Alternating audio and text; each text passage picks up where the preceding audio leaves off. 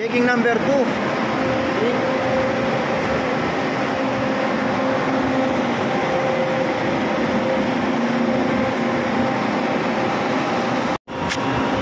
Found this one, touching there.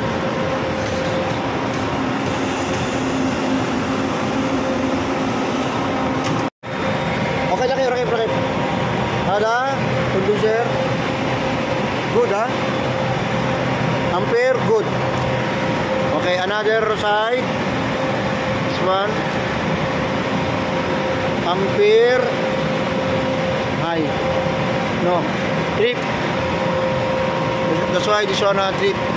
There's a problem the condenser motor. We need to remove this one ducting to check.